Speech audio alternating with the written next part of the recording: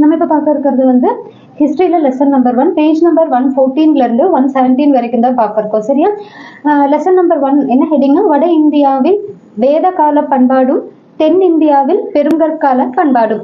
இதுல வட இந்தியாவில் வேத கால பண்பாடு இது வந்து நம்மளுக்கு போர்ஷன்ஸ்ல இல்ல. தென்னிந்தியாவில் பெருங்கற்கால பண்பாடு இதைதான் நம்ம இப்ப பாக்குறோம். சரியா?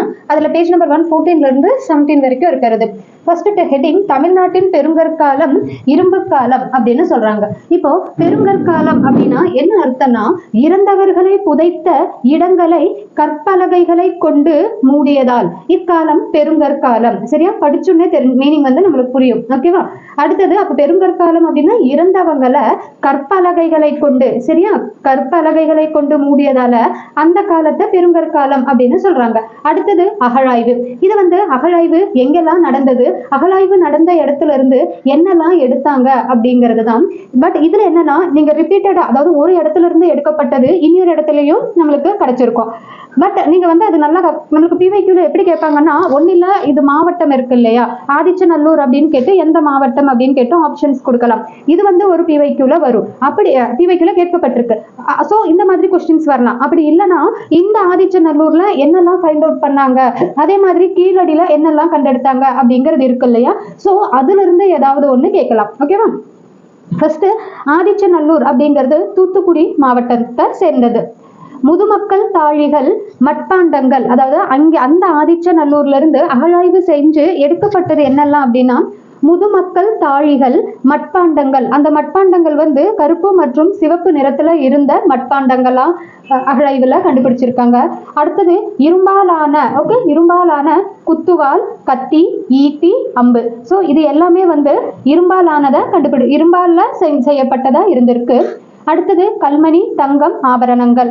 அடுத்தது டொமஸ்டிக் அண்ட் வைல்ட் அனிமல்ஸ். இப்போ வைல்ட் அனிமல்ஸ்னு பார்த்தோம்னா புலி, யானை, மான் போன்றவற்றின் வெண்கலத்தாலான உருவங்கள் கிடைத்துள்ளன. ஸோ இது எல்லாமே வந்து வெண்கலத்தால செஞ்ச உருவங்கள் வந்து அகழாய்வுல கண்டுபிடிக்கப்பட்டிருக்கு.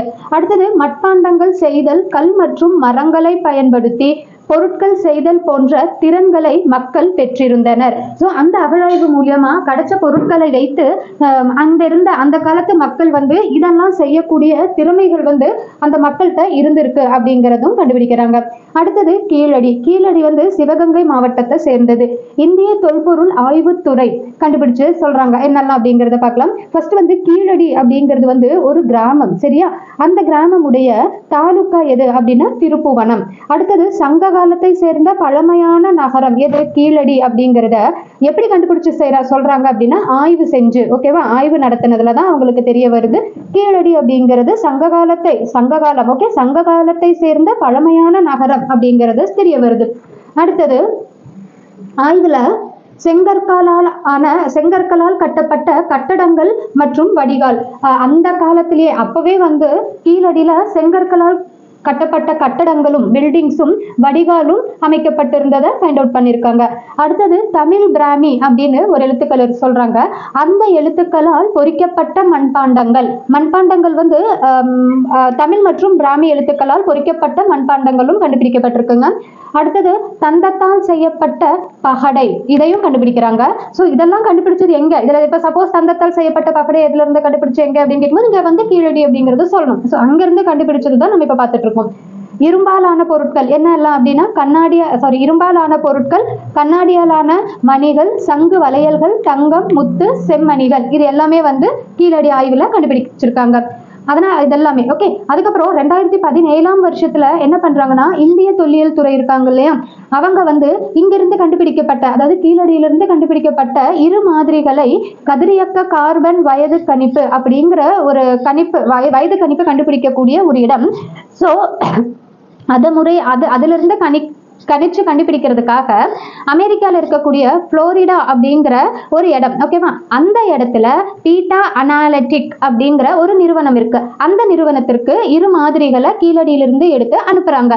ஸோ அதை அனுப்புனதுல இருந்து அவங்களுக்கு கிடைச்ச ரிசல்ட் என்ன அப்படின்னா, அந்த பொருள்கள் எல்லாமே வந்து கிமு, அதாவது கிறிஸ்துவருக்கு முன் அப்படின்னா பொது ஆண்டுக்கு முன் 200 சார்ந்தது அப்படிங்கிறத சொல்றாங்க. ஓகே.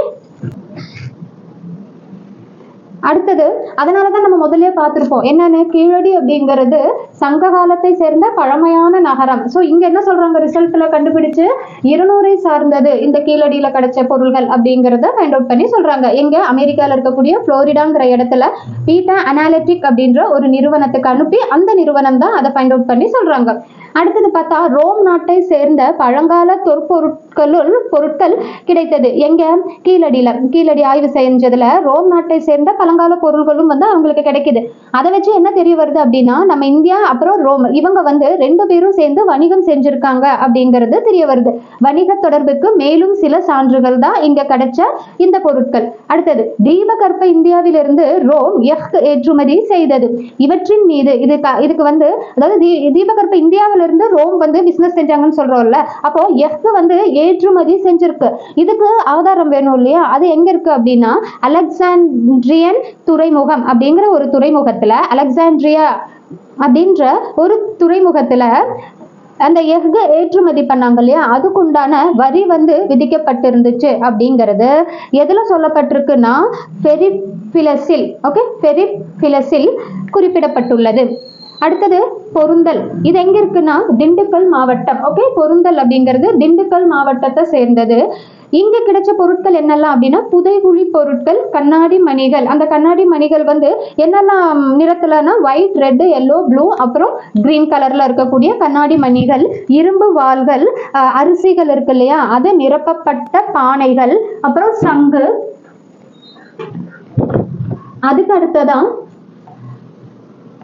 கண்ணாடி வளையல்கள், தமிழ் பிராமி எழுத்துக்கள் பொறிக்கப்பட்ட மட்பாண்டங்கள், ஓரளவு அரிதான கற்களான படிகற்கள், சிவ நிற மணி கற்கள், இதெல்லாமே வந்து கிடைச்சிருக்கு.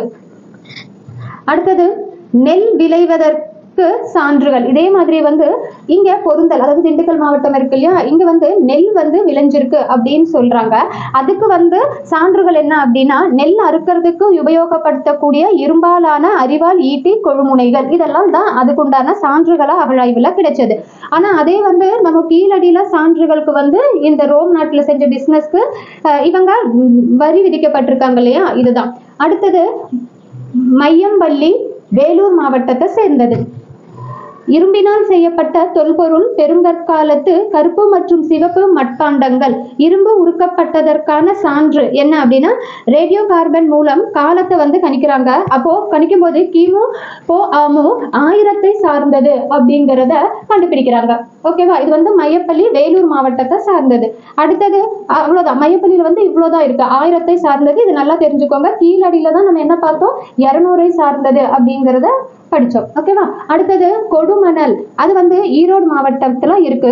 இப்ப இந்த கொடுமணல் அப்படிங்கிறது நம்ம 10 வந்து கொடுமணம் அப்படின்னு ஒண்ணு வரும். இங்க பாருங்க, கொடுமணம் அப்படின்னு வரும். அப்படி அது வந்து அந்த கொடுமணம் அப்படிங்கிறது குறிக்கிறது வந்து இந்த கொடுமணல் தான். ஓகேவா, அதாவது 10 சொல்லியிருக்கக்கூடிய இடம் வந்து இந்த கொடுமணல் தான் அப்படிங்கறது தான் இங்க சொல்றாங்க. ஓகே, அடுத்தது தமிழ் பிராமி எழுத்து. ஸோ தமிழ் பிராமிய எழுத்துக்கள் இருக்கு இல்லையா, அது பொறிக்கப்பட்ட பானைகள்.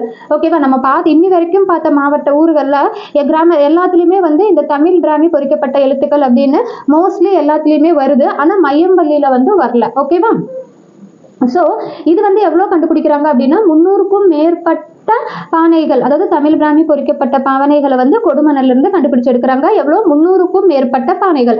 அடுத்தது நூல் சுற்றி வைக்கப்படும். ஓகேவா, அதாவது சுழல் அச்சுகள், சுருள்கள், துணிகளின் சிறிய துண்டுகள், கருவிகள், ஆயுதங்கள், ஜுவல்ஸ் இருக்கு இல்லையா, அது, அப்புறம் மணிகள். இந்த மணிகள் வந்து ரெட் கலர்ல வந்து இங்க கண்டுபிடிச்சு எடுக்கிறாங்க, எங்க, கொடுமணல்ல. அடுத்தது நல்லா பாருங்க, மணிகள் வந்து கொடுமணல் ஈரோடு மாவட்டம் இல்லையா, இங்க வந்து சிவப்பு கலர் மணிகள் மட்டும்தான் கண்டுபிடிச்சு எடுக்கிறாங்க. ஆனா நம்ம ஏற்கனவே பார்த்த பொருந்தல் திண்டுக்கல் மாவட்டத்துல வந்து கண்ணாடி மணிகள் இருக்கு இல்லையா, அது வந்து 5 கலர்ல கண்டுபிடிக்கிறாங்க, ஒயிட், ரெட், எல்லோ, ப்ளூ, அப்புறம் கிரீன். ஓகேவா, ஸோ அதெல்லாம் நல்லா ஞாபகம் வச்சுக்கணும். அடுத்தது புதைக்குழி மேட்டிற்கு அருகே, அது ஒரு இடம், அங்க இருக்கக்கூடிய கொடுமணல் இருக்கு இல்லையா, அங்க இருக்கக்கூடிய ஒரு இடம் தான் வந்து புதைக்குழி அப்படிங்கிறது. அந்த மேட்டிற்கு அருகே வந்து மென்ஹிர் அப்படிங்கிறது வந்து தமிழ்ல நினைவுக்கல் அப்படின்னு சொல்றாங்க. அது வந்து அது வந்து அங்க இருக்கு. நீங்க புக்ல பாத்தீங்கன்னா அதோட மென்ஹிரோடைய படம் வந்து கொடுத்து இருப்பாங்க, நல்ல நீளமா இருக்கும். ஸோ அது வந்து பெருங்கற்காலத்தை சேர்ந்தது அப்படிங்கறத கண்டுபிடிக்கிறாங்க. ஓகேவா, சொல்றாங்க. அதாவது மென்ஹிர் அப்படிங்கிறாங்கல்ல, மென் அப்படிங்கிறது ஒரு கல்லையும், ஹிர் அப்படிங்கிறது நீளமான அப்படின்னு சொல்றாங்க. சோ நீளமா இருக்கக்கூடிய ஒரு கல்லை வந்து அந்த காலத்துல நினைவு கல்லா வந்து பொறிக்கப்பட்டிருக்கு. எங்கன்னா அப்போ அது வந்து வச்சாங்க இல்லையா, அதோடைய டைம் என்னவா அவங்க சொல்றாங்கன்னா பெருங்கற்கால அந்த பீரியட வந்து பெருங்கற்காலம் அப்படின்னு சொல்றாங்க. இது எங்க இருக்குன்னா புதைக்குழி மேட்டிற்கு அருகே தான் இந்த மென்கிர் அப்படின்ற அந்த நினைவு கல் வந்து இருக்கு. அது நீளமா இருக்கக்கூடிய ஒரு கல். ஓகேவா? ஸோ இதோட கண்டினியூஷன் வந்து மறுபடியும் நாளைத்த வீடியோல அப்லோட் பண்றேன். தேங்க்யூ.